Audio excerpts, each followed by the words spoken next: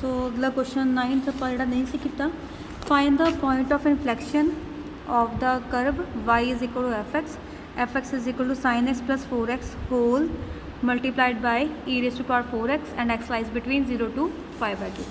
सो 9th question y तुसीं इदां लिखना the given curve is the equation of given curve is y is equal to sin 4x plus cos 4x e raise to power 4x and x like ये करता पाया 0 तो लैके π/2 दे विच।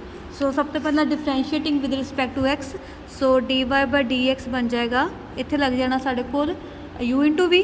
सो sin 4x plus cos 4x as it is, e raise to power 4x का हो गया 4 e raise to power 4x plus e raise to power 4x as it is, sine का derivative हो गया 4 cos of 4x minus 4 sin of 4x। ठीक है, सो e raise to power 4x दोनों चो कॉमन आ गया, इत्थे भी सी ते इस टर्म च भी सीगा।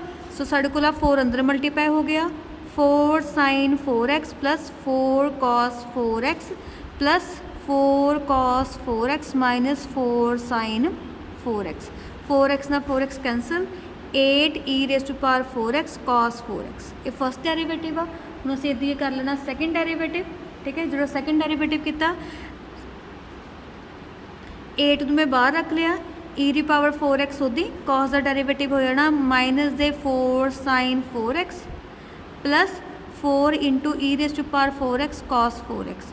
ठीक है, ये फिर 4 बाहर कर लिया, e raise to power 4x बाहर आ गया, 4 दूना 4 ते 8 हो गए 32, अंदर बच गया साढ़े कोल cos of 4x minus sin of 4x। ठीक है, पॉइंट ऑफ इन्फ्लैक्शन लिए सिंपल डेरिवेटिव किया, प्रोडक्ट रूल जो तुसी +2 तक किया उदी सेम +2 डेरिवेटिव कर लेना। ठीक है, सो फॉर पॉइंट ऑफ इन्फ्लैक्शन के लिए आप करना सैकेंड डेरिवेटिव नू 0 के इक्वल पुट कर देना। So 32 e raise to power 4x cos 4x minus sin 4x 0 equal put कर दिता, 32 0 वाले पासे जाके 0 हो गया। e दी पावर 4x कभी भी 0 नहीं हो सकती, क्योंकि e दी पावर 0 भी पुट करूँगी तो भी वैल्यू 1 बन जाती है। सो 0 कौन होना कला, 0 कला हो सकता cos 4x minus sin 4x is equal to 0। इत्थे मैं लिख सकती हाँ 4x is equal to sin 4x, फिर दोनों पासे आप cos नाल डिवाइड कर दिता, मेरे को tan 4x की वैल्यू बन गई 1। ठीक है, हुण एंगल जिहड़ा हैगा tan का 1 कदों हुंदा सी, सानूं लिमिट्स कितनी दित्तियां होईयां 0 to π/2, इसका मतलब x 4x के इक्वल होएगा π/4 के इक्वल हो गया। ठीक है, सो इत्थों हुण तुसीं अगे किद्दां बनाना, एक मिनट, हुण देखो x लाई करदा पिया 0 तो लैके π/2 दे विच। ठीक है, तो जे मैं 4 नाल मल्टीप्लाई करना है कि बन जाऊगा 0 is less than 4x is less than 4 into π/2, मतलब 4x लाई करता हैगा 0 तो लैके 2π तक। ठीक है, सो जो तुसीं हुण इत्थों वैल्यूज़ कढ़नी है किद्दां कढ़नी आ, x की वैल्यू एक तो आ गई π/16। ठीक है, तो दूसरी वैल्यू किद्दां आनी आ, इहदे विच होर देखो, सो तुसीं की करना 4x हैगा π/4 के इक्वल, आपां चारों क्वाड्रेंट्स चल जाना एक बारी, वो किद्दां जावांगे चार मतलब कि जिस tan पॉजिटिव हुंदा, tan किहदे विच पॉजिटिव हुंदा, add sugar to coffee, tan positive हुंदा एक सैकेंड क्वाड्रेंट दे विच है ना, सॉरी थर्ड क्वाड्रेंट च किद्दां आना, जे मैं पाई ऐड करूँगी, पहला आ गया 4x प्लस π/4, नैक्सट आ गया पाई प्लस π/4। ठीक है, इस तो बाद tan पॉजिटिव हुंदा इस क्वाड्रेंट, ये किहड़ा क्वाड्रेंट हैगा फर्स्ट क्वाड्रेंट किद्दां बनना 2π प्लस π/4। फिर आप चल जाएंगे तीजे क्वाड्रेंट घूम के उपरों, फिर तीजा क्वाड्रेंट किहड़ा बन गया, वो बन गया 3π प्लस π/4। ठीक है, सो साढ़े कोल 4x के इक्वल हो गया π/4, 5π/4, 9π/4 एंड 13π/4। ठीक है, हुण मैं पाई 4 ना डिवाइड कर दूँगी, फिर वैल्यू की आ जाऊगी, फिर आ जाना π/16, 5π/16, 9π/16 एंड 13π/16। इस तो अगे क्यों नहीं गए। ठीक है, इस तो अगे मैं यहाँ क्यों नहीं लिखिया 4π प्लस π/4 क्यों नहीं लिखिया, देखो 4 4 16 हो गए, 16 जमा 1 17, ये बन जाना 17π/4। ठीक है, तो जो मैं 4 में फिर डिवाइड करूँगी मेरे को आ जाना 16। ठीक है, तो मैनू जो इंटरवल है ना वो मैनू हमेशा π/2 तक चाहिए, मतलब 1/2 पाई तक चाहिए। एक मिनट रुकियो, मैं की बोलती पई हाँ कि इंटरवल मैनू चाहिए हैगा 0 तो लैके π/2 तक, ठीक है।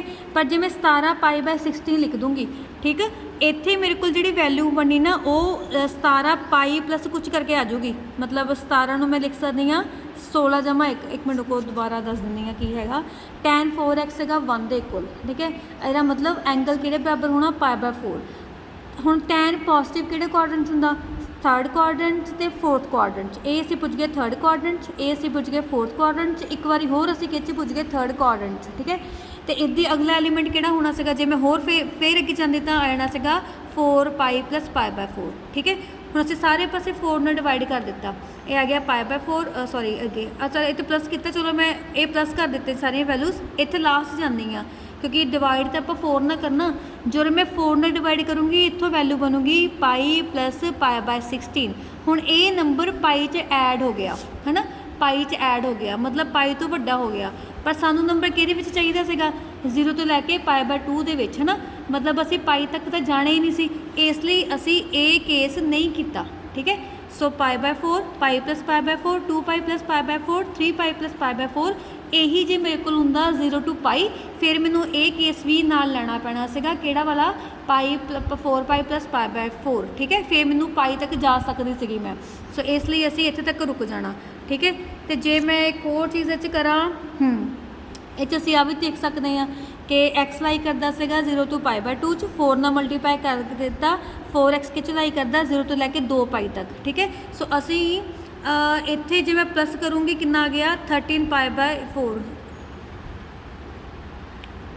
एक मिनट रुको इत्थे फिर पनू चलो आह वाला कंसैप्ट रहन दो हले, सिर्फ यही याद रखो कि जे मैं 4 पाई प्लस π/4 करूँगी, जो मैं 4 ना डिवाइड करूँगी ये नंबर पाई तो वड्डा हो जाना, तो असी पाई तो वड्डे नंबर नहीं लैने, असी सिर्फ π/2 तक के नंबर लैने आ, सो तां करके असी आ नंबर नहीं लिखने, ठीक है। सो मतलब जिहड़ा 13/16 है ना ये चीज़ पाई तो घट हैगी आ, ठीक है। सो असी इत्थे तक ही जा सकते हैं बस। सो एक्स ए वैल्यूज़ आ गई, ये एक्स ए वैल्यू में जो मैं ट्रिपल डेरीवेटिव करूँगी इत्थों करके एक दा करके दस दिंदी हाँ, ट्रिपल डेरीवेटिव की हो जाएगा, फिर आपां की करते होंदे सीगे triple derivative they which value put करते होंदे आ। सो 32 ओदी ई दी पावर 4x, ये आया ना -4 sin 4x -4 cos of 4x plus 4 e raise to power 4x cos 4x minus sin 4x, ठीक है। So this is equal to 32 e raise to power 4x common -4 sin 4x -4 cos 4x plus 4 cos 4x -4 sin 4x, आ दोनों cancel हो गए, 32 ये आ गया -8 sin 4x into e raise to power 4x, आ बन गया। जो मैं पहला पॉइंट पुट किया when x is equal to π/16, triple derivative किहदे इक्वल हो जाएगा, ट्रिपल डेरीवेटिव होना 30 ई रेज़ टू पावर 4 π/16, ये तो कभी 0 होना नहीं, अगे आ गया -8 sin 4 π/16, ठीक है। आ कैंसिल हो गया 4, आगे value 32 into 8 e raise to power π/4, value कितनी बन जानी है, ये आ जाना sin 45 कितना होंदा 1/√2 which is not equal to 0। So therefore at x is equal to π/16 we have point of inflection, साढ़े कोल कौन हैगा पॉइंट ऑफ इनफ्लैक्शन हैगा, तो पॉइंट कढ़ने लिए y की वैल्यू कढ़नी होंदी है, y च पुट कर दो sin 4 π/16 plus cos 4 π/16 into e raise to power 4 π/16, ठीक है। सो इत्थे आया ना sin π/16 कितना होंदा आही π/4 cos π/4 e raise to power π/4, ठीक है। सो ये आ गया मेरे को 2√2 इंटू cos π/4, सो पॉइंट मेरे को बन गया π/16 into √2 e raise to power π/4, ठीक है। ये पहला पॉइंट आ गया e raise to power π/4। Same यदि दूजा पॉइंट पुट कर दो at x is equal to दूजी वैल्यू सी 5 π/4, सो y उत्थे कितना होना y हो जाऊगा e raise to power 5 π/4 sin 5 π/4 into 16 से सॉरी इत्थे भी नाल 4 multiply plus cos 5 π/16 into 4 e raise to power 5 pi by 4 sine 5 pi by 4 plus cos 5 pi by 4। ठीक है, तो इनू मैं किदा लिख सकती हाँ हुण e 5 पाई बाय 4 साइन नू लिख सकती हाँ sine pi plus pi by 4 cos नू भी लिख सकती हाँ पाई प्लस पाई बाय 4। ठीक है, पाई प्लस पाई बाय 4 हुंदा third quadrant, pi plus pi by 4 हुंदा थर्ड क्वाड्रेंट, थर्ड दे विच दोनों नैगेटिव हुंदे आ। Minus sine pi by 4 minus cos pi by 4 तो इहदी वैल्यू कितनी हुंदी सीगी, इहदी वैल्यू हुंदी आ 1 by root 2 minus 1 by root 2, so इहदी वैल्यू आनी root 2 e raise to power 5 pi by 4। ठीक है, सो पॉइंट किहड़ा आ गया, पॉइंट ऑफ इनफ्लैक्शन आ गया